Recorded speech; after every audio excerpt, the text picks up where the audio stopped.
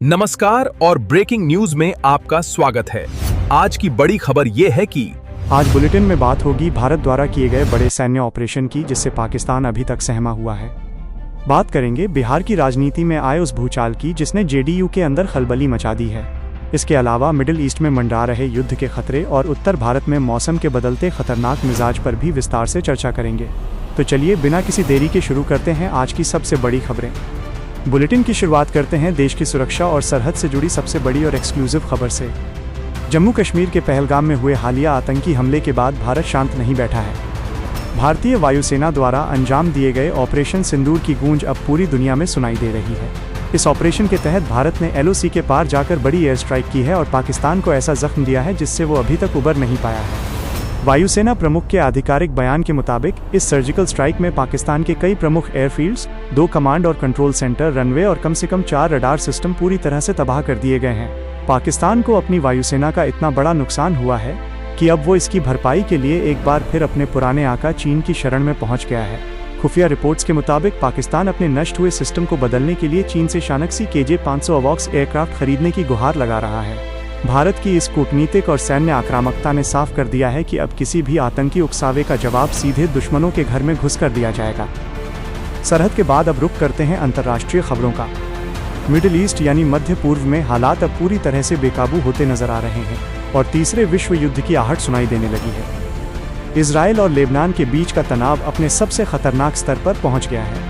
ताज़ा और बड़ी खबर के मुताबिक लेबनान में हुए एक बेहद भयानक इजरायली हवाई हमले में 200 से अधिक लोगों की जान जा चुकी है। इस हमले के बाद पूरे अरब जगत में भारी आक्रोश है। स्थिति इतनी तनावपूर्ण हो गई है कि होर्मुज जलद मरु मध्य से होने वाले वैश्विक तेल व्यापार पर बड़ा खतरा मंडरा रहा है। भारत के विदेश मंत्री ने इस नाजुक स्थिति पर गहरी चिंता जाहिर की है। भारत ने साफ किया है कि इस अहम समुद्री रास्ते से सुरक्षित व्यापार सुनिश्चित होना चाहिए, क्योंकि अगर यहाँ युद्ध फैलता है तो पूरी दुनिया में कच्चे तेल की कीमतें आसमान छूने लगेंगी और इसका सीधा असर भारत की आम जनता की जेब पर पेट्रोल और डीजल की बढ़ती कीमतों के रूप में पड़ेगा। अंतर्राष्ट्रीय हलचल के बाद अब लौटते हैं अपने देश की सियासत की ओर। देश की राजनीति में आज सबसे बड़ी खबर बिहार से आ रही है। बिहार की सियासत में आज एक बड़ा बयान सामने आया है जिसने सियासी पारे को उबाल पर ला दिया है। आरजेडी के प्रमुख नेता तेजस्वी यादव ने राज्य के मुख्यमंत्री नीतीश कुमार को लेकर एक बहुत बड़ा और सनसनीखेज दावा किया है।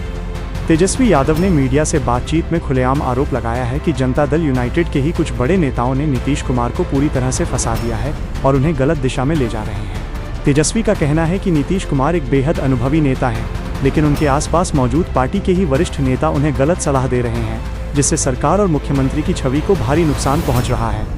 राजनीतिक विश्लेषकों का मानना है कि तेजस्वी यादव का ये बयान बिहार की बदलती राजनीतिक परिस्थितियों की ओर बड़ा इशारा कर रहा है। हालांकि जेडीयू की ओर से इस बयान पर अभी तक कोई आधिकारिक प्रतिक्रिया नहीं आई है, लेकिन इस बयान के बाद पटना के सियासी गलियारों में हलचल काफी तेज हो गई है।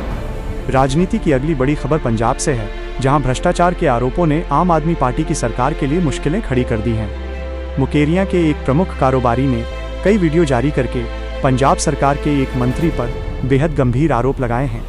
कारोबारी ने अपने वीडियो में साफ शब्दों में कहा है कि वो किसी भी दबाव में आकर आत्महत्या नहीं करेगा, बल्कि सच्चाई को सबके सामने लेकर आएगा। इस वीडियो के वायरल होने के बाद पंजाब की राजनीति में तूफान खड़ा हो गया है। विपक्ष ने तुरंत इस मुद्दे को लपक लिया है। केंद्रीय राज्य मंत्री रवनीत सिंह बिट्टू और स्थानीय विधायकों ने सीधे राज्यपाल से इस पूरे मामले में दखल देने की मांग की है। उन्होंने कहा है कि एक निष्पक्ष जांच कमेटी का गठन किया जाए ताकि मंत्री के वायरल वीडियो की पूरी सच्चाई पंजाब की जनता के सामने आ सके। बुलेटिन में आगे बढ़ते हैं और अब बात कर लेते हैं मौसम के मिजाज की। अगर आप उत्तर भारत, खासकर दिल्ली, नोएडा या गाजियाबाद में रहते हैं तो अब आपको चिलचिलाती गर्मी और लू का सामना करने के लिए तैयार रहना होगा। भारतीय मौसम विज्ञान विभाग यानी IMD ने आज 11 अप्रैल को लेकर बड़ा अलर्ट जारी किया है।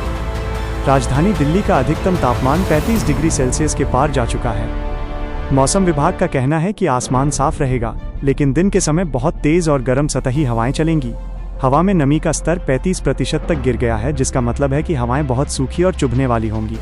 मौसम विभाग ने आम जनता, खासकर बुजुर्गों और बच्चों से अपील की है कि वे दोपहर के वक्त बहुत ज़रूरी होने पर ही घरों से बाहर निकलें। डिहाइड्रेशन से बचने के लिए लगातार पानी पीते रहें और सूती कपड़े पहनें। आने वाले दिनों में ये गर्मी अपना और प्रचंड रूप दिखाने वाली है। आखिर में बात अर्थव्यवस्था और आम आदमी की जेब से जुड़ी खबरों की। अंतर्राष्ट्रीय स्तर पर चल रहे युद्ध और भू राजनीतिक तनाव का सीधा असर सोने और चांदी के बाजार पर देखने को मिल रहा है। निवेशकों के बीच अनिश्चितता का माहौल है, जिसके कारण लोग सुरक्षित निवेश के तौर पर सोने की तरफ भाग रहे हैं। आज दुबई और भारतीय सर्राफा बाजारों में 24 कैरेट सोने की कीमतों में जबरदस्त उछाल देखा गया है। इसके अलावा मुंबई एयरपोर्ट पर आज अचानक आग लगने की घटना सामने आई है, जिस पर दमकल विभाग ने समय रहते काबू पा लिया और कोई बड़ी जनहानि नहीं हुई।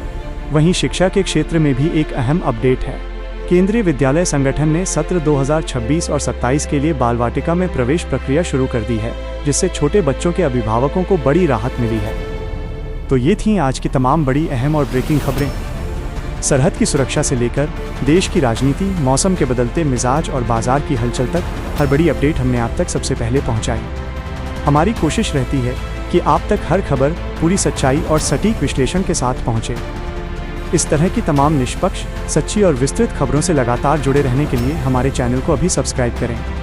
अगर आपको हमारा ये न्यूज़ बुलेटिन पसंद आया हो तो इस वीडियो को लाइक करें और अपने दोस्तों और परिवार के साथ शेयर ज़रूर करें। आज की खबरों पर आपकी क्या राय है, हमें कमेंट बॉक्स में लिखकर ज़रूर बताएं। देश और दुनिया की ताज़ा तरीन खबरों के लिए बने रहिए हमारे साथ। मिलते हैं अगले न्यूज़ बुलेटिन में कुछ और नई और बड़ी खबरों के साथ। तब तक के लिए अपना और अपनों का ख्याल रखें। धन्यवाद। जय हिंद।